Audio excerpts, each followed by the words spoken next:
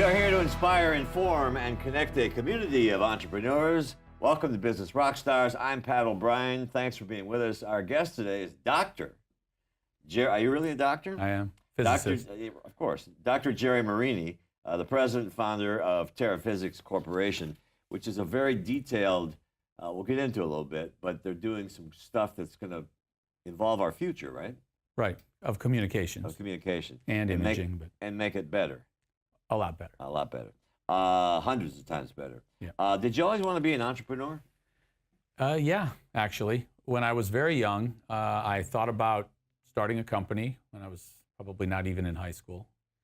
I was laying on the ground as a junior at Ohio State University in physics, had not yet decided to go to graduate school, looking up at the stars, and it just struck me that I needed to get a PhD to have credibility. Mm-hmm. Then I wanted to go to NASA and work for about 5 years to get ideas. Did you want to be an astronaut or a... I wanted to be an astronaut at a very young age. My eyes are horrible. Yeah. I gave that idea up. Right. But I did want to go to NASA because I figured I would be exposed to cutting edge science that I might be able to commercialize. Right. And that's what I did. And you did. What was your first paying job? Lying on the grass at Ohio State? Yeah, my first paying job, you're not talking about like mowing lawns or anything like that. Yeah. Well, probably painting houses, mowing lawns, when I was not yet in high school. Okay. And the worst job you've ever had? Being a stock boy at a grocery store. Oh, God. How do you keep track, huh?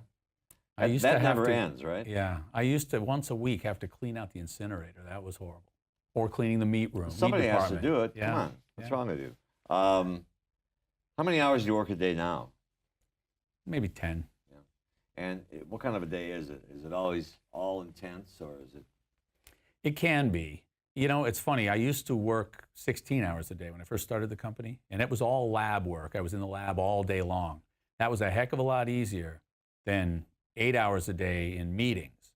So half my day is still probably spent in meetings, and that can be intense. It can be boring. It can be frustrating. I know how you feel. How do you achieve work-life balance? Especially in a job like this. We'll get into that in the next segment. High-end technology, NASA type. I have 2 young daughters, and they need a lot of attention. So that helps. Yeah. And one of them is 14, one of them is 11, so they're at that age where they need a lot of attention. And so that helps I'm laughing me to... because I know. Yeah. So that helps me to focus on, I have to remain focused on the sort of private life. Right. You have any weird hobbies? I'm a guitarist. Right. I don't know if that's weird. It's not weird, because so am I. Yeah, okay. What kind of music do you play? Kind of hard rock. Are you any good? Well, I've been playing 39 years. I'm proficient, let's put it that way. I don't do it as my main line of work, so I could be a lot better. I used to be a lot better. Right. What kind of amp do you use? Mesa Boogie Mark II-B. I bought it in 1980, brand new. Don't ever get rid of it. I won't. Don't ever get rid of that one. In fact, you can't even find those anymore. Yeah, I know. I know. That's enough guitar talk. Do you have any, if I worked for you, what would be an adjective I'd come up with? To describe you? Interesting.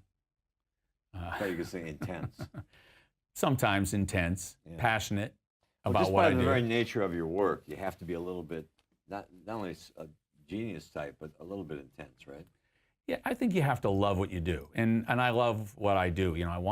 That's one reason why I wanted to be an entrepreneur, is that I didn't want it to be work. I wanted to be able to work all day long and never feel like I was really working. Right, and to have purpose at the same time. Yeah, it had to be cool. If I wasn't doing something that I was proud of doing, I wouldn't want to do that. So I originally picked something that was probably definitely more challenging than I ever expected it to be from an entrepreneurial perspective.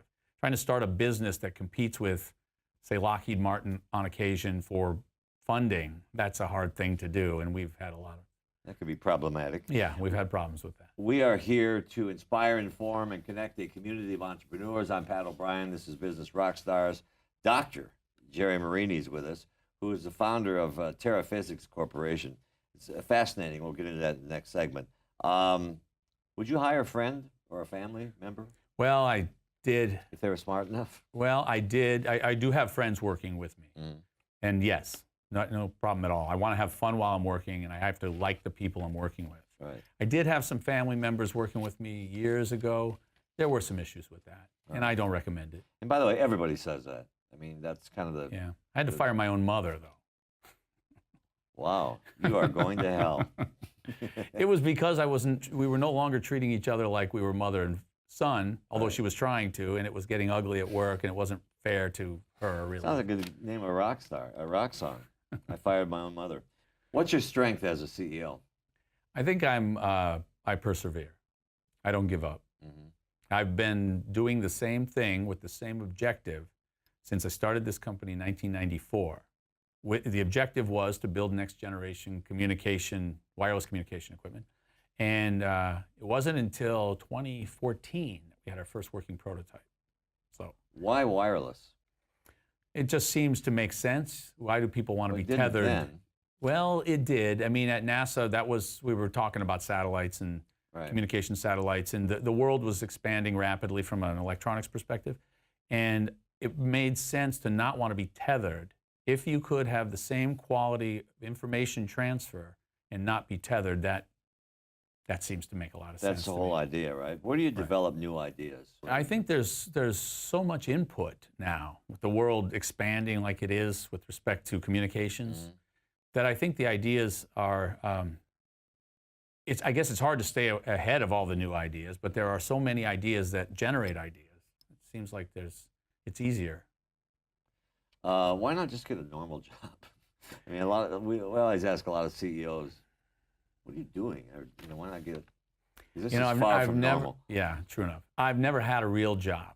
I like to say that it's really kind of true. I went from graduate school to NASA, and my job at NASA was simply to do cutting edge research and publish the results. And so I had a very kind of comfortable lifestyle in that I could come to work whenever I wanted to, leave whenever I wanted to. I would get there at 6 a.m. actually to beat the traffic. And for 4 years, we basically did research without a lot of oversight. It was the oversight would come when we were ready to publish. My boss would get involved, and we would discuss the results, and he would give me some advice. Right. So that wasn't a real job, really. No. And then I started my company while. Seems like one, but go ahead. Yeah, well, it was like fun. Right. So that's why I didn't consider it Got a real it. job. Yeah. And then I started the company in '94 while still working at NASA, and went straight from NASA to this company. So I never had a real boss, I guess. My boss was sort of more of a partner and a mentor. Right. Speaking of mentors, who's your favorite entrepreneur? I have mentors. Actually, both my business partners. I have two business partners, and I couldn't do this without them. They're both about 25 years older than me, and they're both substantial mentors to me. One in the area of business, the other in the area of science. The science mentor was my boss at NASA, and he had a 31-and-a-half-year career there. He was responsible for all the communication satellite Wow. transmitter development for NASA for the last 20 years of his career there. And my other mentor, my business partner, he's just taught me a lot about how to remain cool under pressure. I've never met anybody cooler under pressure than him. He was an airborne ranger when he was Met me 18. today. Well, yes, I did. But Go ahead. Yeah. So he was an airborne ranger when he was younger, and I've just enjoyed working with him because I've watched. We've been through some trying times, and he just never gets flustered. So they've been excellent mentors. Yeah. Who's your favorite superhero? Batman, but the old Batman, Adam West. Yeah. Yeah. Because he had the money and the cars and. He was like a physicist who Right. fought crime. Yeah, he was like the coolest physicist. Can you say I'm Batman? Nice. No, I don't deserve I it. tried to get Robert De Niro to say that once. He said, "What's wrong with you?" Because he was rumored to be Batman. What are you most proud of? I mean, the end product is going to be the pride and joy, but what are you most proud of? You mean In on the a company, business yeah. perspective? I think I'm proud of the work we've done in the area of diamond research and development and commercializing technology that utilizes diamond. Right. Now, you also make these guitar picks, which True. you and I share that passion. Right. Tell me what that guitar pick is made of and why it's better.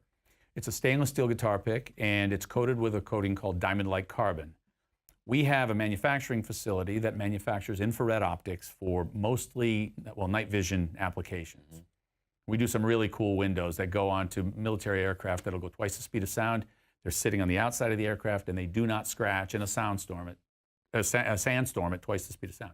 The reason for that is diamond-like carbon. It's got a very low coefficient of friction, 10 times lower than Teflon, and it does not scratch.